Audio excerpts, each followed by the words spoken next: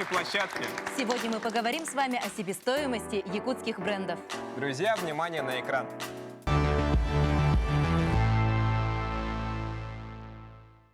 Жители Якутии известны трепетным отношением к культуре своего края. Национальная одежда, посуда, украшения и другие национальные убранства, производимые якутскими брендами, являются неотъемлемой частью якутской культуры и всегда имеют высокий спрос. Однако высокая стоимость на данные изделия вызывает вопросы у населения. Ольга Григорьева, председатель ассоциации «Сделано в Якутии», объединяющей предпринимателей и производственников республики, а также представители отраслевых ассоциаций с целью продвижения якутских брендов, товаров и услуг на территории республики и за ее пределами. Соответствует ли национальная продукция якутских брендов своей стоимости и пользуются ли они популярностью за пределами республики?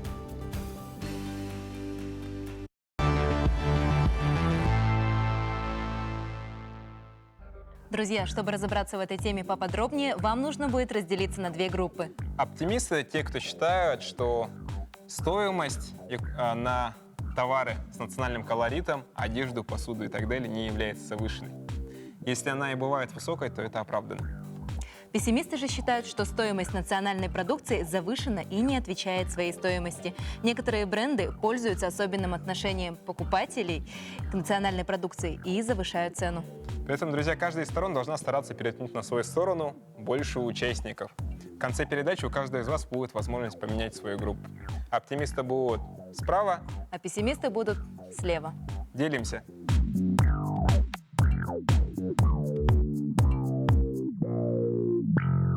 Итак, встречаем нашего героя. Успешная бизнесвумен и общественница Председатель ассоциации «Сделано в Якутии». Ольга Григорьева.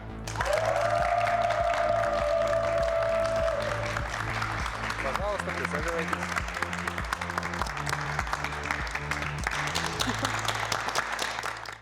Ольга, здравствуйте. Добрый день. Сейчас вам дается ровно минута, чтобы вы могли рассказать нам о себе. Меня зовут Ольга Григорьева, я предприниматель, общественник, многодетная мама. Ну и стараюсь делать для нашей Якутии все для того, чтобы сохранить культуру, традиции. И очень люблю людей. Здорово, давайте поаплодируем. Ольга, мы начнем с небольшого блиц-интервью, соответственно, быстрые вопросы, быстрые ответы. Так, первый вопрос. Прибыльно ли работать якутским брендом? Не сказала бы, что прибыльно, но моя задача в том, чтобы сохранять рабочие места, платить зарплату, ну и что-то оставить после себя для своих детей.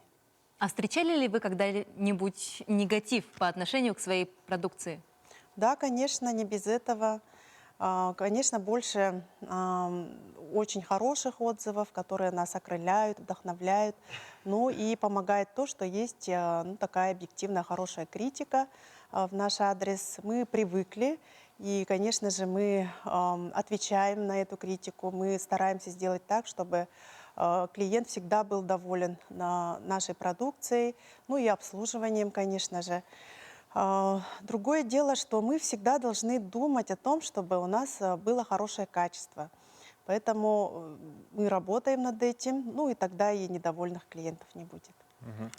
Какие чаще всего бывают критические комментарии? Касательно чего?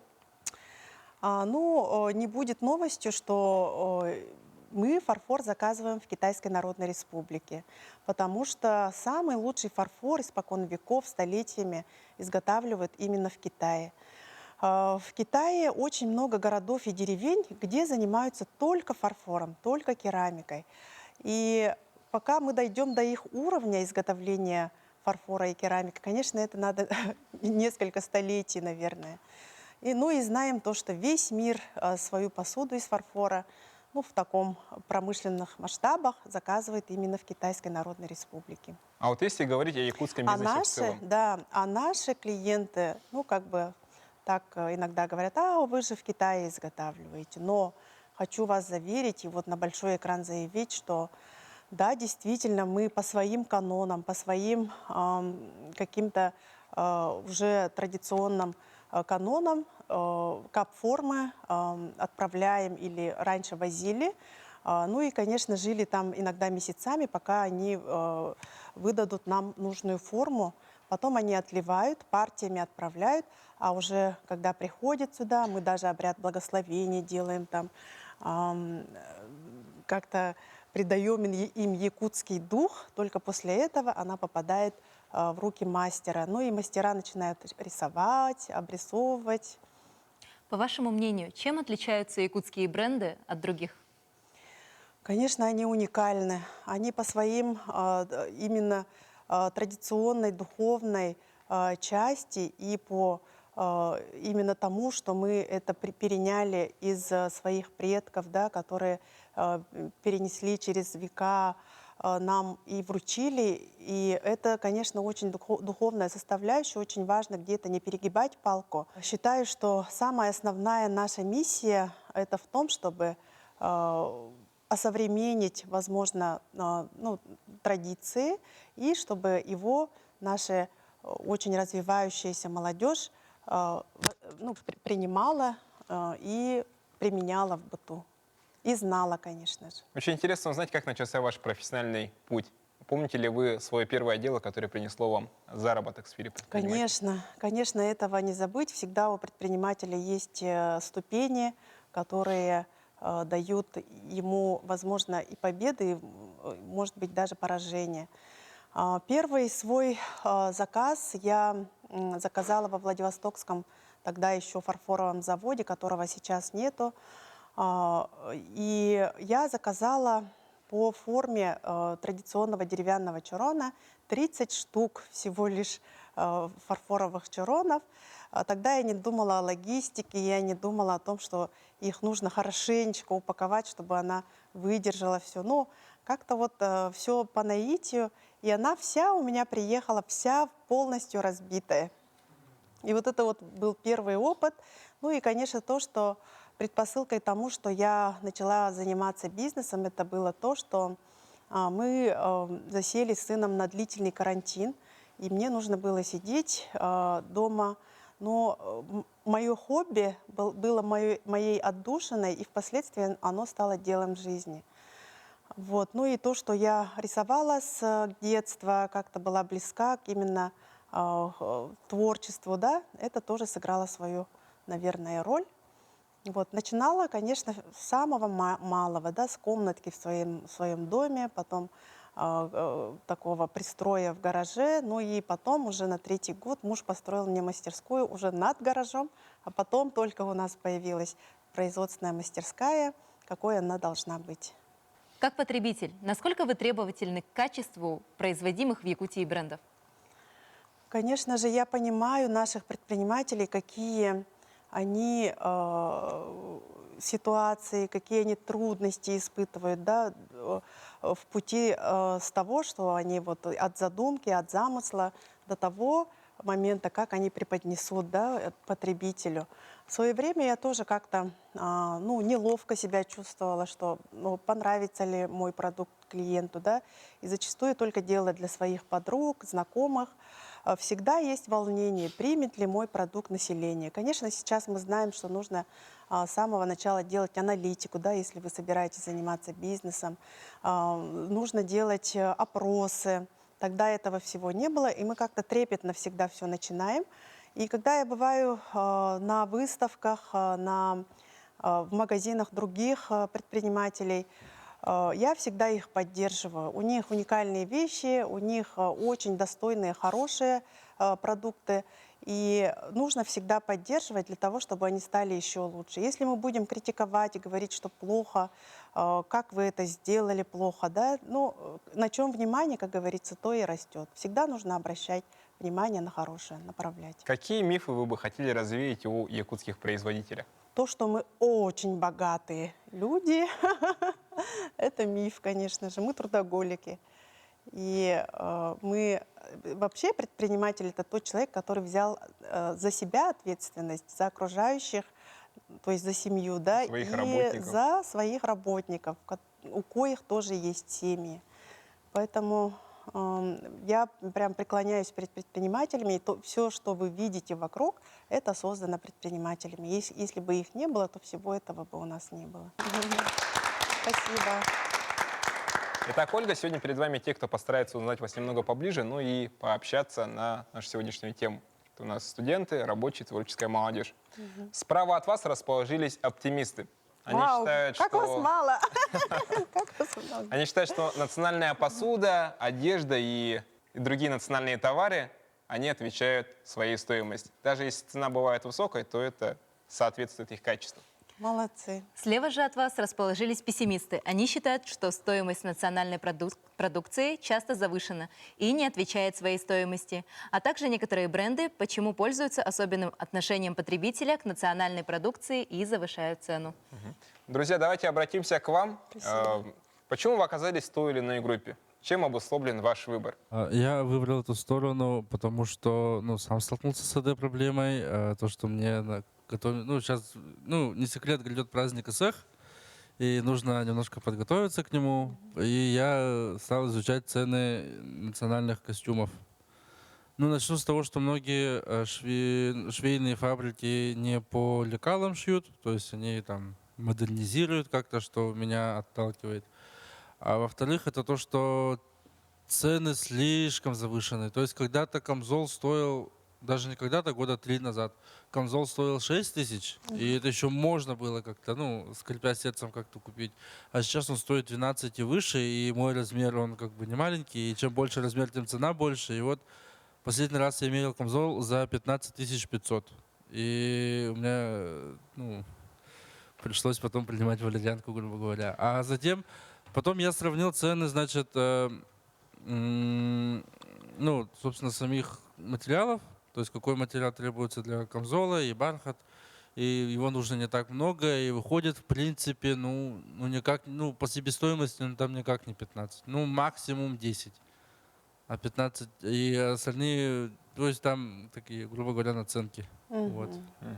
Хорошо, спасибо. Поаплодируем. Спасибо. Производитель сам вправе выбирать цену, как он считает, что он поработал. То есть, допустим, поднимая вопрос того же камзола, у меня, допустим, мама швея, она действительно швея, и она шьет национальные костюмы. И я считаю, что допустим, 10 тысяч – это ткани, украшения, нитки, бисер и тому подобное, а 5500 – это цена работы этого мастера, то есть все то время, которое он потратил на этот камзол. Я хочу, свое мнение сказать по поводу того, что многие предприниматели, мне кажется, пользуются патриотизмом нас самих. Пользуются. Да. Во-первых, возьмем еду, они очень некачественные бывают. И возьмем одежду обычную, очень высокие цены, даже на обычные футболки. Я выбрал это место не как враг или там... Я очень волнуюсь за нашу, конечно, республику. Вы очень приятный человек. Я хочу... я сел, потому что мне есть над чем поработать. Вот поэтому я выбрал это место. Пожалуйста, еще мнение со стороны оптимистов. Я считаю, что в последнее время нужно как-то популяризировать свою культуру. И для этого, конечно, себестоимость, она очень дорогая, в некоторых случаях. Но я считаю, что она того стоит. Я села сегодня к пессимистам, но не потому, что я не люблю местное производство. Я очень его люблю, я патриот, но цены действительно, по моему мнению, достаточно высокие. Например, для студентов и вообще большинство жителей нашей республики не могут себе позволить большинство производства, наверное, вот так скажу. Мне бы хотелось, чтобы в нашей республике местное производство было более развито и доступно. Да, вот, спасибо. Спасибо. Спасибо. Ну что же, друзья, перейдем к вашим вопросам. К Ольге, пожалуйста. Какие у вас есть вопросы к нашему гостю? Давайте начнем с оптимистов. У меня вопрос. Помогает ли государство нашим местным производителям? Каким образом? Да, действительно, мы почему именно объединились как общественная организация, сделана в Якутии, для того, чтобы вносить свои предложения.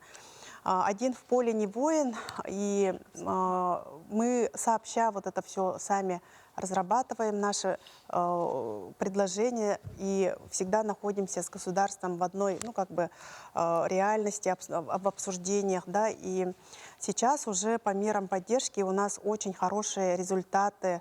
Например, по НХП, народно-художественным промыслам, мы платим 1% налогов. Сейчас меры поддержки, они идут в льготных кредитах. Конечно, первыми получили сферы торговли, а сейчас мы, производственники, ждем решения Министерства промышленности. Там у нас будут очень хорошие кредиты, которых мы еще не знали, от 1 до 3%. И на эти деньги можно будет покупать оборудование, да, на сырье потратить. Поэтому это большое будет подспорье для развития. Пессимисты, пожалуйста, ваши вопросы.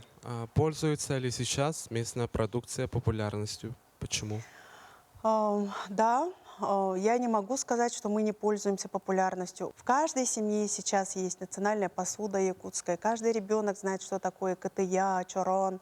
А мы ведь в нашем детстве не пользовались этим. Мы все это видели только в музеях. В магазине не было. Мы не могли его нигде покупать. Или могли только, наверное, заказать у мастера, да? Вот. А теперь всегда очень приятно дарить и учителям, воспитателям на юбилеи, свадьбы. Потому что есть осознанное такое решение у людей, уже устоявшееся, что иметь в семье якутские вещи, это нужно и важно для того, чтобы передавать его своим от поколения в поколение. Своим потомкам. Еще вопрос, пожалуйста. Как в последние годы изменилось отношение общественности к местным производителям и изменилось ли оно? Общественность сейчас очень трепетно относится к возрождению нашей культуры и традиций. Очень хорошо, что эти мнения разделяются, да, потому что в споре рождается истина. И я, наверное, 50 на 50 вот мнение общественности подразделю, вот как вас, да, есть те, которые думают, что можно было бы сделать по-другому, да, привлечь кого-то, инвесторов привлечь, для того, чтобы наши цены как-то уравнить, снизить. Это нужно делать. И общественное мнение, оно очень важно для того, чтобы мы как-то и мы росли, и росло наше качество. И очень прошу наше население, нашу общественность всегда говорить, писать, не отмалчиваться, потому что быть равнодушным – это самое плохое. Итак, друзья, у нас есть видеоопрос по теме нашего обсуждения, поэтому просим, пожалуйста, внимание на экран.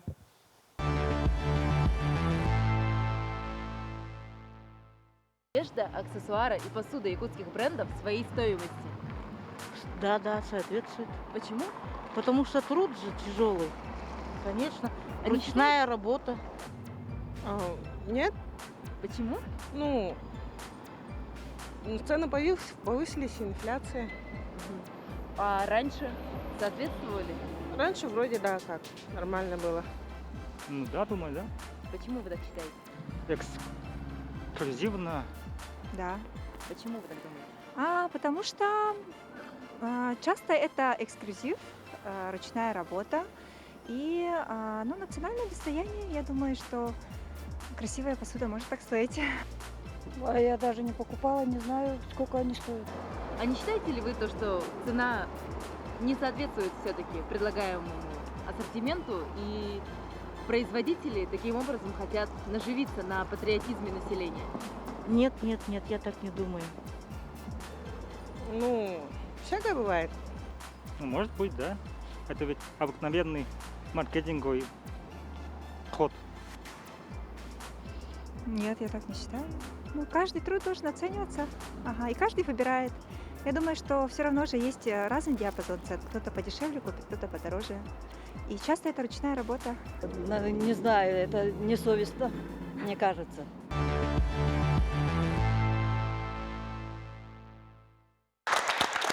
Что, друзья, мы послушали с вами мнение наших горожан, услышали то, что есть самые разные мнения. Однако давайте зададимся таким вопросом.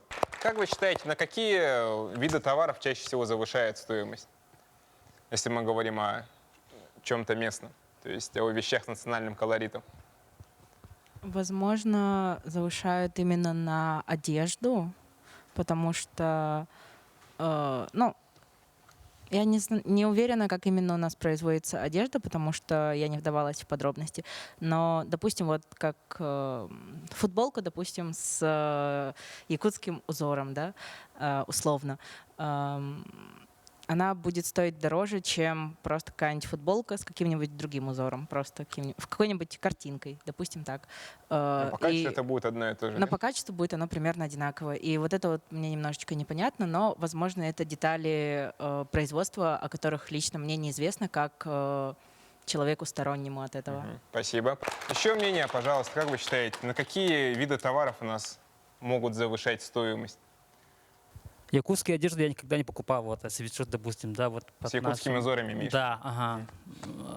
И я вот хотел бы спросить, а каким образом наша культура, да, вот, сохраняется, вот, если я вот ношу, да, именно якутскую одежду? Смотрите, вы когда одеваете якутскую одежду, вот сюртук, да, камзол, обвязываете ремень, и тут у вас нож, одеваете сапоги якутские, какое чувство у вас при этом?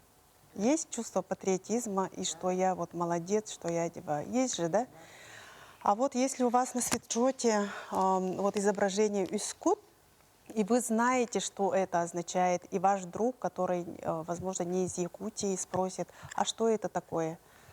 Вы готовы будете ответить, что это у нас есть в поверье и вообще в философии якутской Üsküp, Боркут, Салганкут, Якут. И вот это я всегда с собой, вот он у меня с собой, вот у меня есть такой оберег. Якутские наши женщины тоже носят такие обереги. И этим мы очень дорожим и передаем это из поколения в поколение. Это же здорово. Мы часто можем замечать то, что к товарам, которые ассоциируют с нашей якутской культурой, приделывают какие-то другие культуры. Это может быть там какие-то другие механизмы там, в застежках, у украшений. Это могут быть какие-то узоры вообще от других культур на исконной якутской одежде. Как вы считаете, приемлемо ли это? Продаются якутские серьги, они сохраняют традиционную форму, то есть это лиловидные серьги, но туда инкрустированы там камни. Но если мы смотрим традиционное украшение и преподносим его как традиционное украшение, никаких камней. Я, конечно, понимаю, на солнце это красиво блестит, но но, опять же, в таких мелочах скрывается то, что мы называем нашей традиционностью. Если мы... вот эта форма в виде знака вопроса, она пришла аж с 14 если не 10 века, да, с кулнатарских поселений, и вот до сегодняшнего дня она сохраняется, и определенный бренд, к сожалению, нельзя называть, сохраняет эту форму и очень успешно это делает. Я, например, когда одежда, например, вернемся вот к той же одежде, да, якутский мужской камзол он должен быть строго выполненный. Он в этой строгости его и вот эта вот величественность и продается. Вот это вот оно правильно должно быть выполнено. Оно вообще имело изначально не декоративную форму, а что подобно было на коне ездить. Вот. И без вот этих вот карсхалов на мужской одежде. Оно раньше мне казалось, что когда я в греху не знал всех тонкостей, мне казалось, что да, это действительно традиционно, и все это классно. Когда ты погружаешься в эти тонкости, ты понимаешь, что все, что мы считаем якутским сейчас, к сожалению, таковым не является. Это вот придуманное в последнее время. Наверное, будет правильно Да. Вот, например, я, конечно, понимаю, что у нас культура меняется. Каждое время добавляет свои какие-то нюансы, что-то вносится. И это было исторически тоже всегда. Я думаю, наверное, вот с кулнатарской культуры, потом последующие века, они же всегда вносили свое что-то, вот именно веление времени своей. И то, что мы, например, на чаронах своих тоже наносим, допустим, сарданы, да, рисуют мастера, и они тоже, как мастера, они свое вот какое-то видение вносят. Конечно, привносят. традиционное его назвать нельзя, но мы всегда традиционное видим и в музеях, да. У нас традиционные чороны есть в отдельной полке, и вот тут вот немножко осовремененное. И я считаю, что и в одежде есть у нас мастера, модельеры, которые очень знаменитые на весь мир модельеры, которые тоже вносят свое. И я считаю, пусть меня закидают камнями, считаю, что это правильно. время. Каждое время должно вносить что-то. Спасибо, давайте поаплодируем.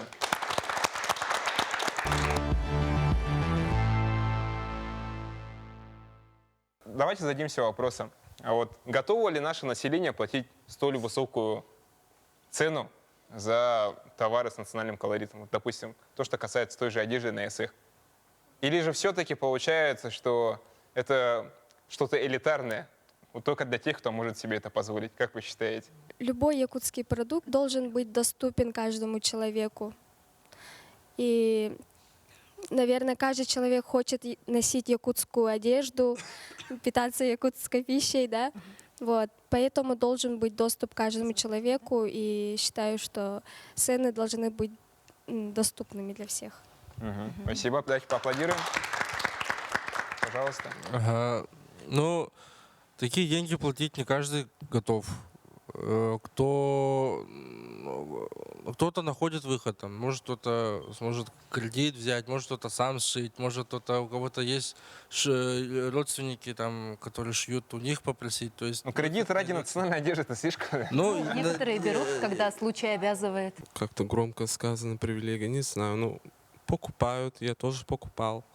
Но, конечно, цены высокие, но она сказала, каждый якутский продукт должен быть доступен каждому жителю Якутии. Я так считаю. Спасибо. Хотя бы детские платья, чтобы маленькие девочки бегали в якутских платьях. Хотя бы это должно быть доступно. Ольга, хотелось бы узнать, с какой из наших сторон вы наиболее согласны? Во всех ответах и во всех обсуждениях я сижу, и для меня тоже очень большая польза, то, что я с вами общаюсь, слушаю вот это. И считаю, что оба стороны правы. И нужно нам, предпринимателям, тоже работать в том направлении, чтобы как-то удешевлять, да, наши изделия. Допустим, вот касательно одежды, я очень удивлена, что я заказывала 5 лет назад свой костюм, и тогда цены были не такие, возможно, да, но сейчас я вот спрашиваю тоже, 7-15 тысяч, мне кажется, это достаточно.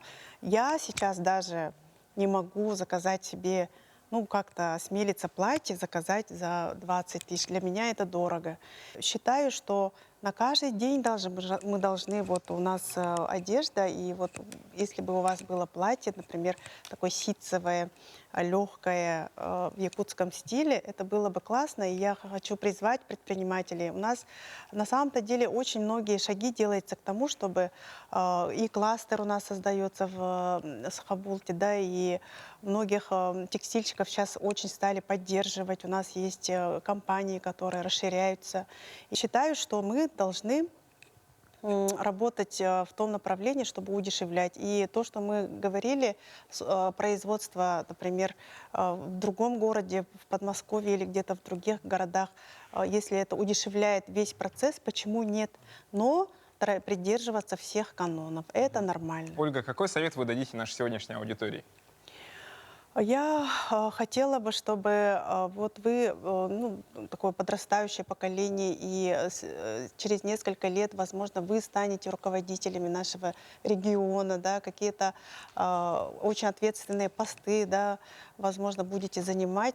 Люди с таким прогрессивным мнением, они нужны везде.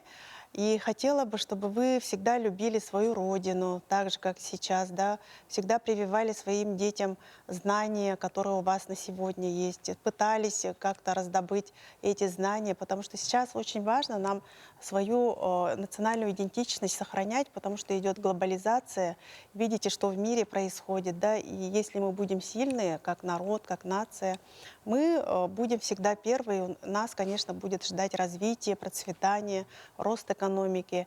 И то, что мы сегодня разговаривали вокруг этой темы, я очень надеюсь, что оно даст свои плоды и пользу, конечно же. Спасибо вам огромное. Спасибо. Ну что ж, друзья, наступил тот самый момент истины, когда вы можете поменять свою сторону. Соответственно, оптимист, который убедился в аргументах пессимистов, может перейти к ним. Ну и, соответственно, наоборот.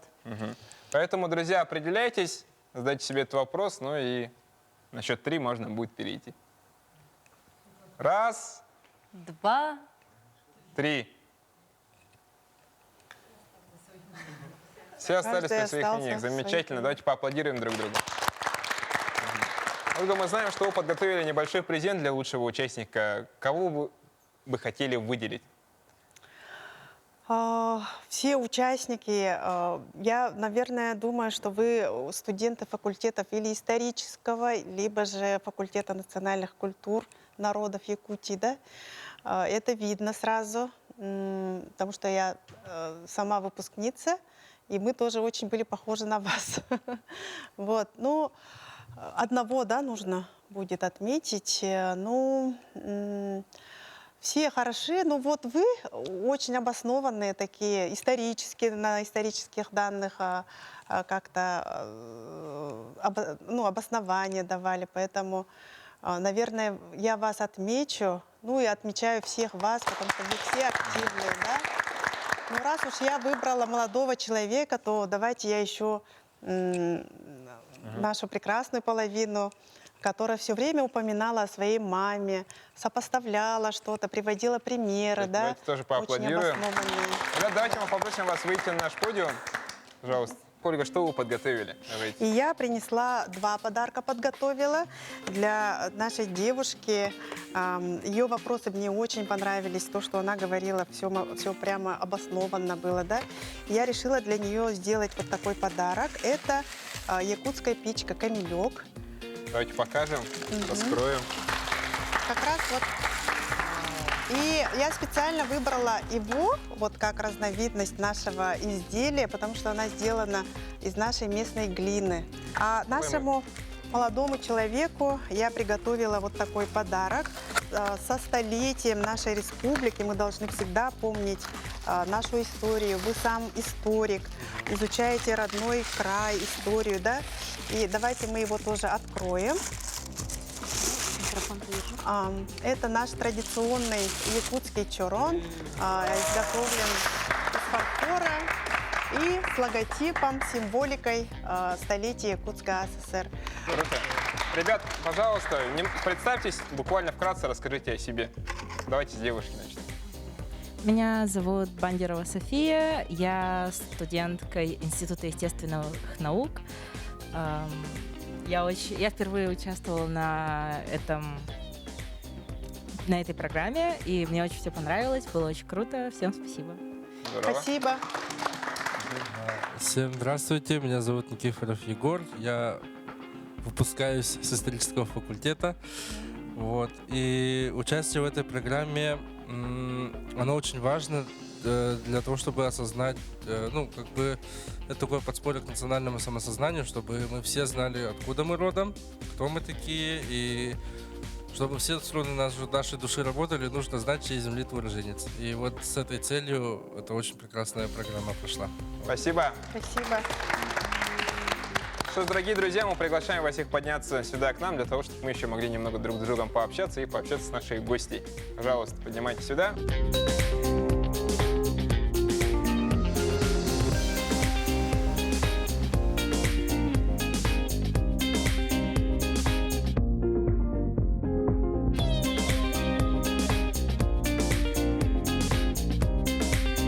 Это была передача «Я молодой» С вами были ее ведущие Лена Гагарина и Антон Васильев. Будем развиваться вместе. на благо себя и родной республики. Всем пока!